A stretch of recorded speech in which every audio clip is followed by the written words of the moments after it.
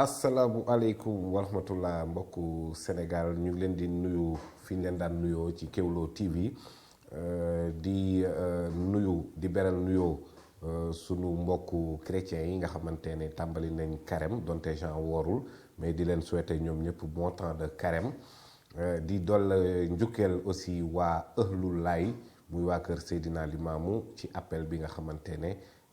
jóge nañ ci alhamdulillah lépp lu ñu ci ñaan yàlla na ko yàlla nangu wasaare ko ci Sénégal muy wéy di sax di doon dëkku jàmm.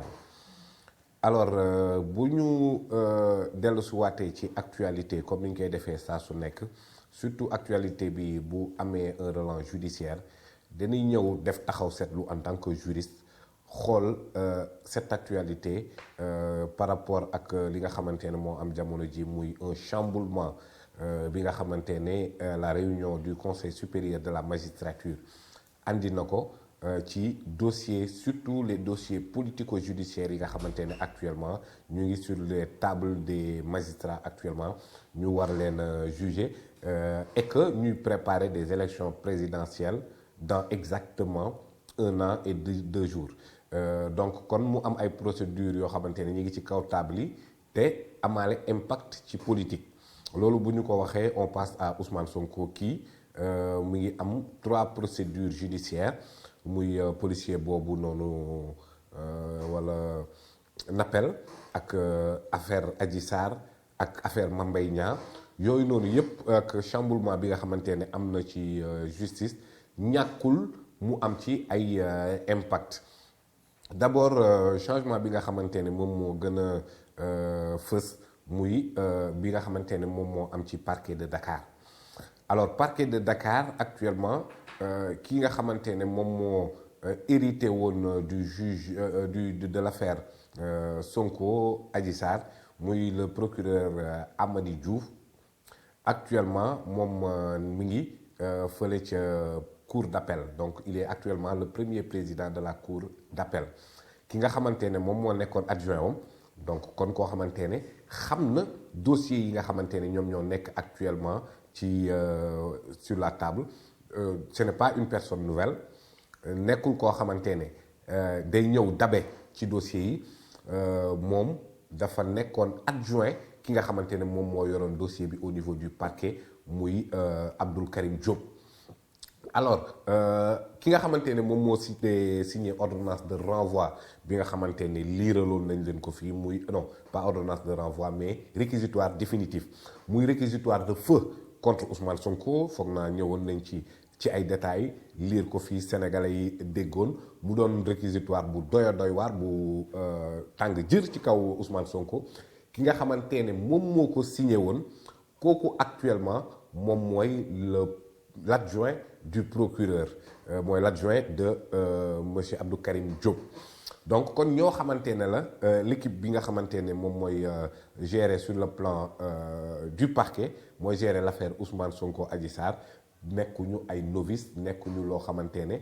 ay dossiers yu ñu xamul lañ ay dossiers yu ñu xam la ñoom yu ñu pratiquer la yu ñu def ay liggéey ñoom ci seen bopp la donc kon sur ce point bien précis foog naa ne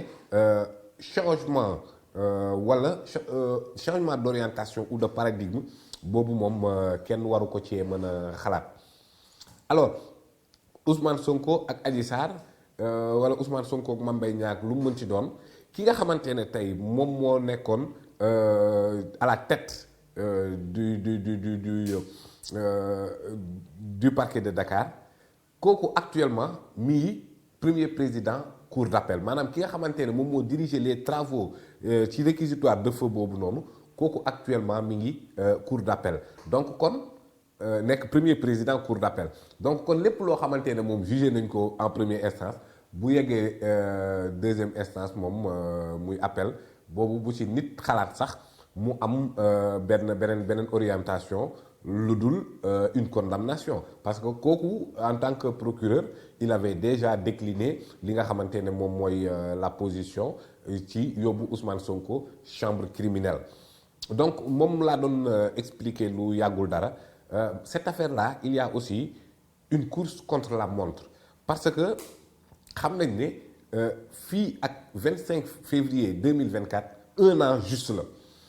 un an boobu noonu pour nga ne Ousmane Sonko du bokk ci élection présidentielle yooyu noonu il faut que ñu juger ko ba terminer toutes les voies de recours pour que définitivement ñu daan ko ne loolu moom mooy dootul bokk.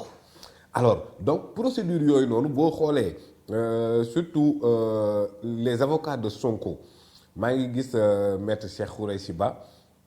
di def ay posts pour expliquer un peu les Sénégalais fan la procédure yooyu noonu toll mais da ngay gis même dans les commentaires ñu bëri du ñu comprendre le jargon qui est trop technique parfois bi avocat bi di utiliser mais c'est très simple les avocats de Sonko dañoo attaqué l'article 180 c'est-à-dire attaqué wuñu ordonnance de renvoi bi en tant que tel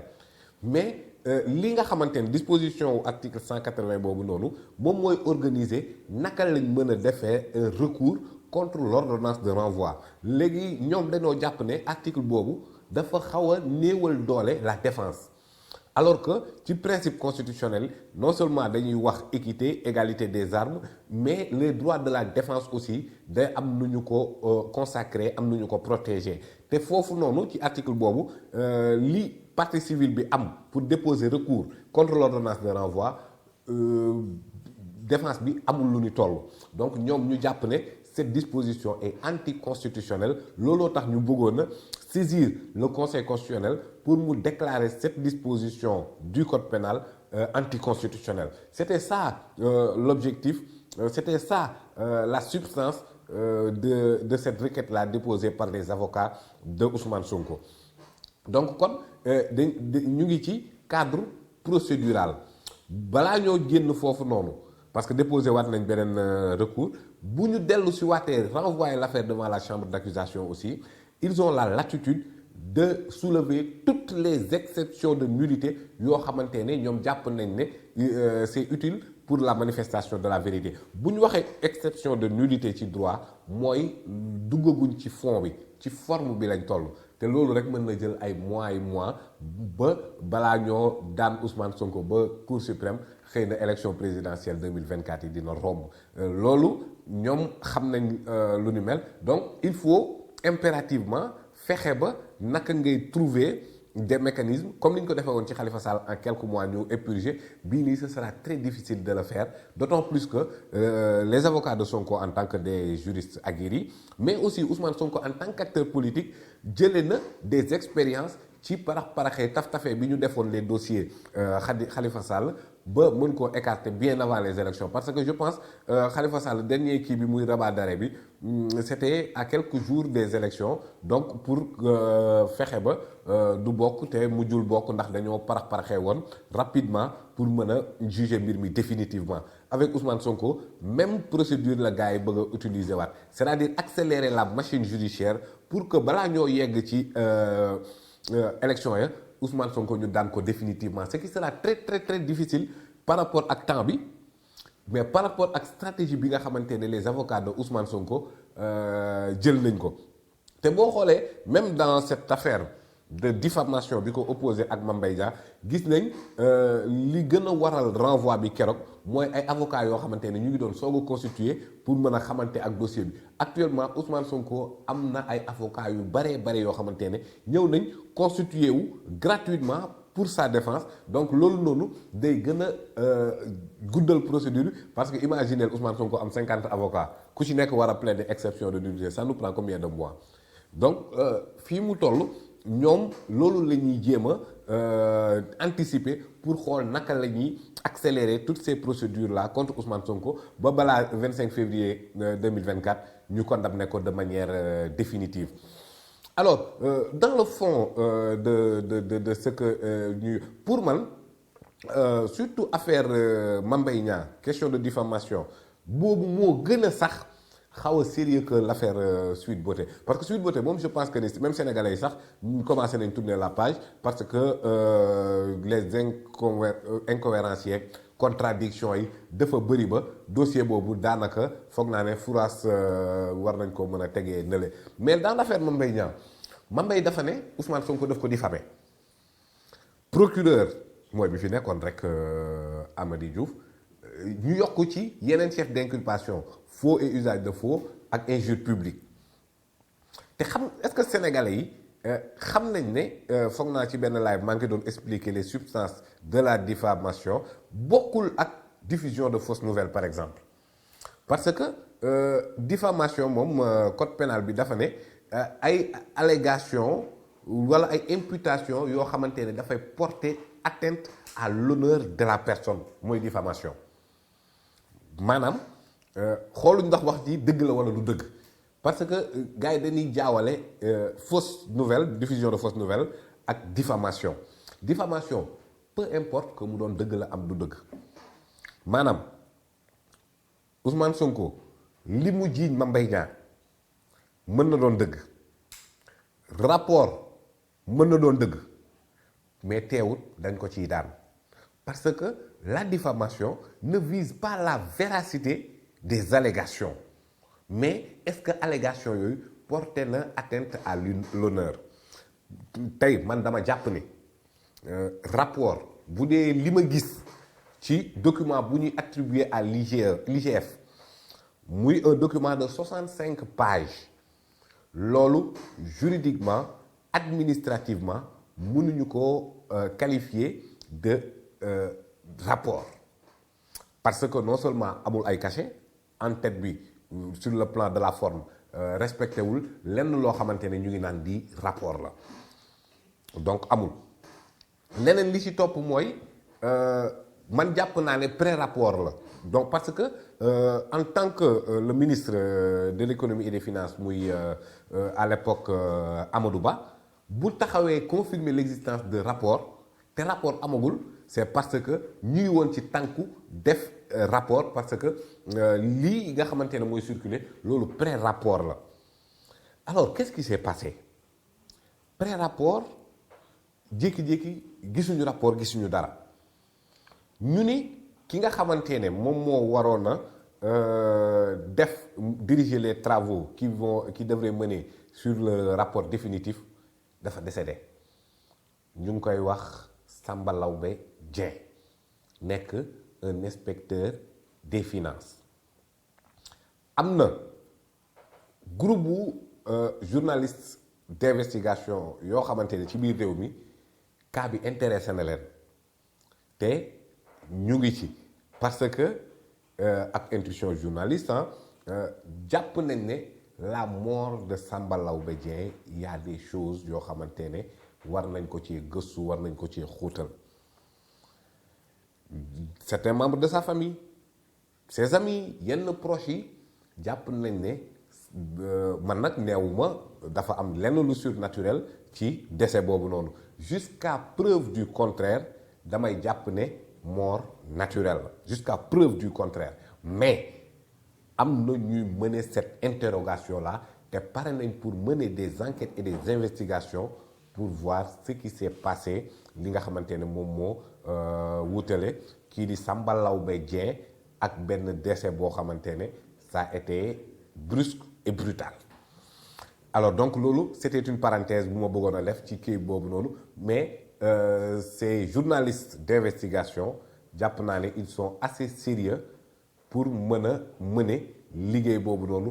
te li nga xamante ne la ñuy am comme résultat dinañ ko teg ci loxo sénégalais yi mu leer nañ qu'est-ce qui s'est passé ba ki nga xamante ne moom moo nekkoon dans le sillage de faire un rapport ci gestion wu Prodac boobu noonu jékki-jékki de manière brutale décédé ba loolu jaaxal ay jege ñaaleem dee bu gaawee nu ñu mel donc ñooñu ces journalistes là vont faire le travail nécessaire mais li ma bëgg rek ñu xam mooy rapport am na ak amul Sonko li mu wax dëgg la ak du dëgg loolu ça n'intéresse pas l'infraction de diffamation l'infraction de diffamation xoolul la véracité des propos yi nga xamante ne moom lañu teg déedéet mën na nekk dëgg ñu daan na diffamation alors lan la ñu wax ne moom moo ci l'élément déterminant mooy ki nga xamante ne moom ngay waxal ba ne diffamé nga ko kooku da nga boo porté atteinte honneur am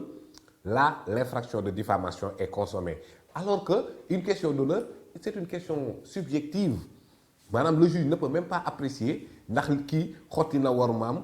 am atteindre na honneur am ou pas donc yooyu noonu yëpp dafa doon yoo xamante ne amul ku ci mën a échapper waxuma la ak Ousmane Sonko amul ku ci mën a échapper parce que dafa doon lu yomb rek loolu tax même dans les démocraties modernes les gens ne jugent plus des affaires de diffamation parce que pour ñu daan ci nit dafa yomb nit amul foo mën a rëccee ci question wu diffamation li nga wax mi ngi nii preuve baa ngi nii mais teewut waxuñ la ne li nga wax du dëgg li nga wax dafa xotti war ma jàmbur loolu kese la moo tax dans cette affaire Prodac là on a déjà condamné des journalistes ci existence ou non de rapport boobu noonu ak wax na ou pas certaines choses donc loolu laa bëggoon sénégalais yi comprendre ko ci enjeu bi nga xamante ne moom la nekk actuellement alors beneen affaire bu ma bëggoon soulever aussi lié ak actuellement chiquier politique bi ni mu demee ak ni ñu bëgg a interférer wala dugal introduire une classe maraboutique ci mbirum politique bi bu ma nee classe maraboutique maa ñoo xamante ne jàpp naa ne ce ne sont pas des acteurs politiques mais ñuy utiliser parfois seeni daawa comme c'est à la mode l'expression daawa mais ñu leen di dugal ci politique noo xamante ne c'est pour soit diaboliser wala utiliser leen pour comme arme de liquidation politique ci lu yàggul dara Kazu Rajab bi Cheikh Abdou Karim Mbacké Baye Karim dafa wax lu am solo Baye Karim boobu mi ngi woon ak Mamadou Gueye le nouveau directeur des domaines que je félicite au passage parce que jël na fonction sànq nekk un membre fondateur de PASTEF assemblée générale bi nga xamante ne moom moo tabb Ousmane Sonko président PASTEF Mamadou Gueye moomu noonu moom moo ko présider ci diggante bi d'accordatul ak ni PASTEF di doxee wala boog projet ba d'accordatu ci génn na créer partem rejoindre Benno Bokk Yaakaar par des idées au moins loolu il faut saluer genre démarche yooyu noonu donc en tant que inspecteur principal des impôts kenn mësu ko dégg ci xaste kenn mësu ko dégg ci dugg ci vie privée jàmbur wala di wax lu ñaaw il a mené son désaccord avec PASTEF dem rejoindre Benno Bokk Yaakaar mais en prônant toujours des idées donc kon kooku noonu maire de Djiddah Thiaroye Kaw ñu ngi koy féliciter ci li mu jotoon a def ci centre bi mu yoroon mais aussi di ko encourager et plein de succès par rapport ak la direction des domaines bi nga xamante ne moom la jël fonction tey maintenant Baye Karim li mu wax foofu noonu dafa am benn changement de paradigme boo xamante ne sénégalais yi war nañ ko cee analyser mooy ne bu njëkk ba da nga daan dégg sëriñ yi di joxe ay ndigal di joxe ay consigne de vote mais Baye Karim bii pa li mu wax mooy man Macky Sall laa àndal ndax mënuma bañ a ànd ak moom mais yéen àndal leen ak ku leen neex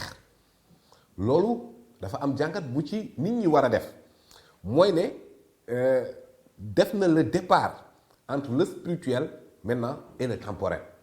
que ni moom buy joxe ndigal ci wàllum diine moom danaan def leen mais bii dafa ne man lii laay def yéen def leen lu leen neex loolu dafa ware ne l'ère des ndigal est révolue amatul kenn mënatul téye Sénégalais yi noot leen ne def leen lii wala def leen lee comme ni mu doon allé dans les années 80 c'est révolu loolu Baye Karim yàlla na fi yàgg lool te wér dafa joxe message mais aussi mener wala le départ que les gens doivent faire entre le spirituel et le temporel moom am na sañ-sañu ne kii laa àndal mais yéen xale yi àndaleen ak ku leen neex loolu moom foog naa ne jeexal na wax ji que ni ñi nga xamante ne ñi ngi jël cette orientation religieuse di ko dugal ci politique am na ñoo xamante ne du ma ne Pastef lañ bokk parce que des membres éminents de Pastef Amadou Ba par exemple dama koy gis muy dal ci kaw Akhenaton ne bokkul Pastef mais ñooñu bu dee ñoom dañoo jàpp ne ñoom dañuy soutenir Ousmane Sonko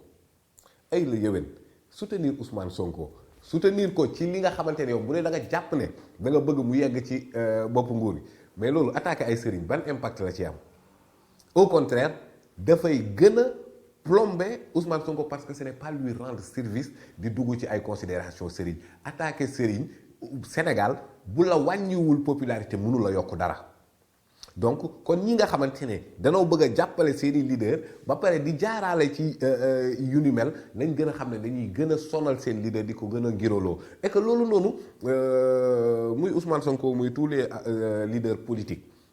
ñu xam ne am na yenn front yoo xamante ne ubbi ko sur le plan politique amul njëriñ muy ngay attaqué kilifa diine tarixa bu mu mënti doon amul njëriñ ubbi ay front yoo xamante ne daf lay yokk yi noonu rek te say noonu buy yokk li nga xamante ne moom mooy gagné c'est le suffrage universel. alors leneen li ci topp moom mooy aussi ñi nga xamante ne jàpp nañ ne certaines expressions religieuses doivent être bannies en politique moom mooy le cas de maître Ngagne Demba Touré bu wax daawa mu ne daawa bi mooy jëlee nit ci jaamu seen morom yi jaam yóbbu leen ci jaamu yàlla des gens ont tiqué quoi mais man dama ne loolu ku mu choqué yow xoolaatal sa iman parce que Cheikh Amadou Bamba Seydi Hadji Malick Seydina Limamou Laye ñooñu bu ñu déggoon discours bii ci politique bu ñu naroon a adhéré ci parti boobu lay doon parce que ñooñu loolu moom moo leen taxoon a jóg donc en quoi une expression religieuse wala une orientation religieuse devrait choquer parce que loolu système bi moom moo ñu formaté noonu système bi moom moo ñu yóbbee ci ne boo taxawee sax gis kuy wax ci politique di utiliser ay expression religieuse yow da ngay tiit parce que dafay mel ni système bi moom bindoo noonu est-ce que xam ngeen ne Sénégal nangu na ci constitution nga am idéologie politique marxiste ñu nangul la ko nee nañ loolu baax na dagan na nangu nañ ko Sénégal mais idéologie politique buy inspiré woo ci diine moom nanguwuñ ko ci Sénégal c'est catastrophique. Karl Marx pour qui la religion c'est l'opium du peuple. Nietzsche pour qui Dieu est mort on a assisté à son enterrement l'avènement du surhomme. ay Paul Valéry le ciel est vide il faut le laisser aux moineaux ñooñu noonu nangu nañ ci Sénégal nga am parti politique askanale ko ñooñu inspiré woo ci ñooñu ak ñoom John Maynard Keynes ainsi de suite ñooñu nangu nañ nga am parti politique inspiré woo ci ñooñu loolu constitution nangul na la ko mais constitution nanguwul nga ne am naa parti politique Seydina Mohamed mooy sama référence loolu Sénégal nanguwu ko loolu constitution Sénégal da ko bañ mais c'est catastrophique pour un pays qui man je pense à plus de 99% ay croyants ñoo fi nekk loolu c'est une catastrophe parce que John Maynard Keynes lan la gën a xam ci doxal réew Seydina Mohamed du kenn du leen tudd sax di tëkkale mais nangu nañ nga ne man marxiste yi ñu ngi ne xus ci dëkk bi la religion c'est l'opium du peuple Karl Marx moom moo ko wax nangu nañ kooku noonu nga am parti y a combien de partis marxistes fii mais kenn xalaatul kenn yoon nanguwul nga ne suñu parti Seydina Mohamed moom mooy source d'inspiration bi donc il faut que loolu ñu poser problème yooyu ni mel ci dëkk boo xamante ne nee nañ en majorité de croyants boo ne da ngay daawa day appel la mooy appel comme appel Seydina Limamou Laye Al-Mahdi appel Seydina Limamou da doon daawa Serigne Touba da doon daawa léegi daawa moom lan moo ci nekk